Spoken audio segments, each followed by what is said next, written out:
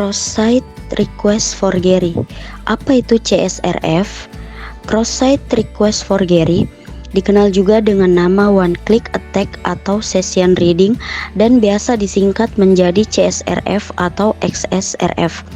Merupakan jenis eksploitasi berbahaya dari sebuah website di mana perintah yang tidak sah ditransmisikan dari pengguna yang dipercaya oleh aplikasi web.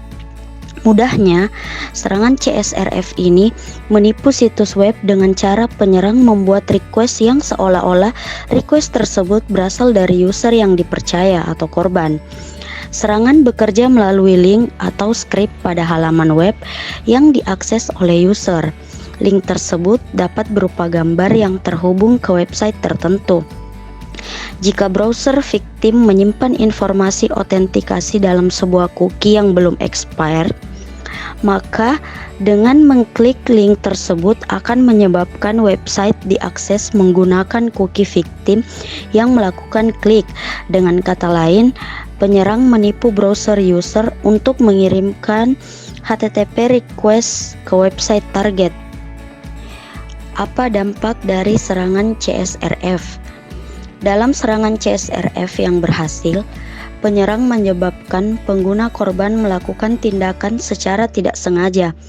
Misalnya, ini mungkin untuk mengubah alamat email di akun mereka, untuk mengubah kata sandi mereka, atau untuk melakukan transfer dana. Bergantung pada sifat tindakannya, penyerang mungkin bisa mendapatkan kontrol penuh atas akun pengguna. Jika pengguna yang disusupi memiliki peran istimewa dalam aplikasi, maka penyerang mungkin dapat mengambil kendali penuh atas semua data dan fungsionalitas aplikasi. Bagaimana CSRF bekerja? Agar serangan CSRF menjadi mungkin, 3 kondisi utama harus ada. Yang pertama, sebuah tindakan yang relevan. Ada tindakan dalam aplikasi yang penyerang memiliki alasan untuk menginduksi. Ini mungkin tindakan istimewa, seperti mengubah izin untuk pengguna lain, atau tindakan apapun pada data khusus pengguna, seperti mengubah sandi pengguna sendiri. Yang kedua, penanganan sesi berbasis cookie.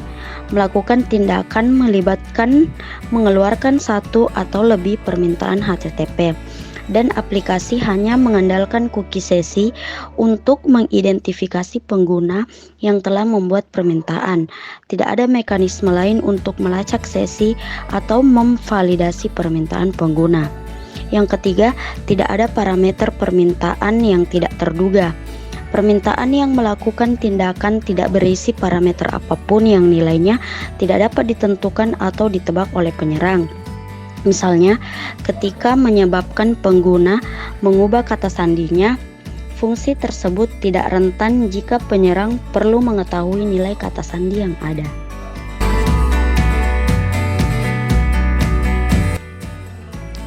Berikut ini adalah demo CSRF dalam melakukan penyerangan ke website. Di sini kita akan menggunakan URL get yang sudah terisi parameternya, yang dimana URL tersebut bisa mengirimkan informasi ke server tanpa harus mengisi form. Jadi yang pertama kita lakukan adalah kita menyerang sebuah form dengan new password di DVWA. Kita coba mengisi new password dan confirm passwordnya. Jika berhasil, di sini akan tertulis password change.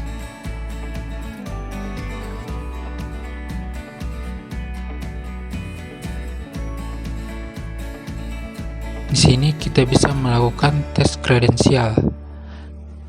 Kita masukkan username admin dan passwordnya. Di sini tertulis valid password for admin, yang berarti loginnya berhasil. Selanjutnya kita akan mengambil URL get dari network monitor dengan cara klik kanan, kemudian klik inspect, terus kita reload dengan cara Ctrl R. Kemudian di sini terdapat method get dengan parameter yang sudah terisi. Dengan parameter ini kita akan mengganti password yang diinginkan dengan cara kita mengcopy dan kita akan mengganti parameternya.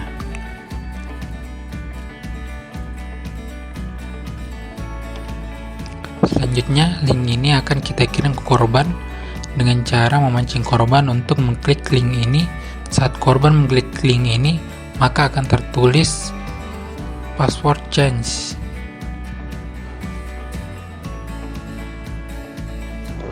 Bagaimana cara mengatasi CSRF? Untuk meminimalisir dampak dari celah keamanan CSRF, developer bisa melakukan beberapa pencegahan. Yang pertama, website beralih dari metode persistent authentication menggunakan autentikasi dengan cookie atau HTTP ke metode transient authentication menggunakan hidden field atau setiap forum. Yang kedua, menyertakan token user spesifik rahasia yang ditambahkan ke cookie.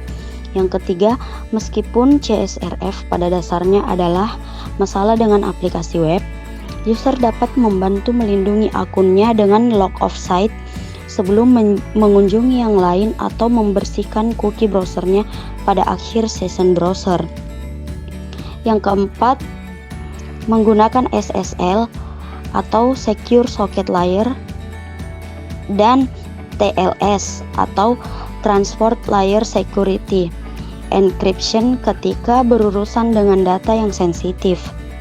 Yang terakhir, setting dan restrict security terkait HTTP header, diantaranya mengatur content security policy, menonaktifkan X-powered by, mengatur street transport security, mengatur XSS protection. Cross-site scripting atau yang biasa disebut dengan XSS merupakan tipe yang paling umum dan yang paling mudah dilakukan oleh penyerang. Penyerang menggunakan social engineering agar tahu dengan kode berbahaya ini diklik oleh pengguna. Dengan cara penyerang bisa mendapatkan cookies pengguna yang bisa digunakan selanjutnya untuk membajak session pengguna. Mekanisme pertahanan menghadapi serangan ini adalah dengan melakukan validasi input sebelum menampilkan data apapun yang digenerat oleh pengguna. Jangan percaya apapun data yang dikirim oleh pengguna. Reflected attack, mengambil session atau cookies yang digunakan korban dan kemudian digunakan oleh pelaku. Pelaku akan memanfaatkan media seperti email atau sosmed untuk memancing klik alamat URL jebakan dari korban yang dimana URL tersebut sudah didesain untuk mengambil informasi data session atau cookies korban, seperti gambar yang ada di bawah ini. Dampak XSS Reflect Attack. Jika pemeran dapat mengontrol skrip yang dijalankan browser korban, maka mereka biasanya dapat sepenuhnya membahayakan pengguna tersebut.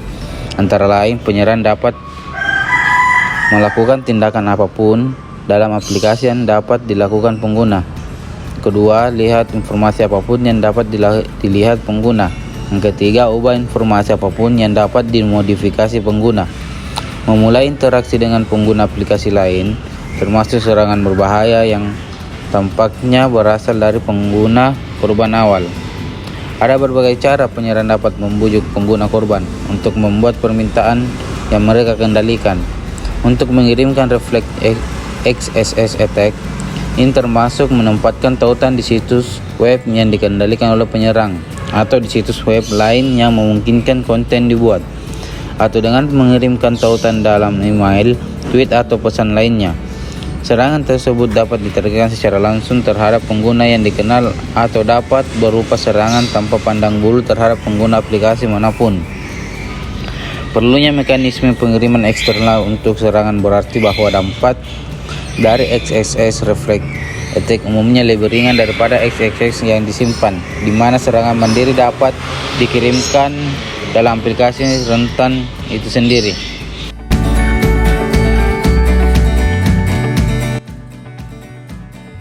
Berikut ini adalah demo XSS dalam melakukan penyerangan terhadap website. Skrip yang diuji pada tingkat rendah tidak dapat dijalankan. Hal ini dikarenakan developer telah mengantisipasi tulisan skrip sehingga Skrip yang dituliskan oleh si peretas tidak akan terbaca oleh file. Lalu kita akan menguji apakah sistem ini telah aman atau tidak. Kita dapat melakukan perubahan dalam skrip dengan cara mengganti sintaks skrip seperti huruf besar yang digabung dengan huruf kecil secara acak. Setelah disubmit, maka file skrip akan tetap dapat terkirim dan menampilkan output dari file skrip tersebut. Mencegah serangan XXX, ada beberapa langkah dan strategi yang dapat digunakan oleh pemilik situs web.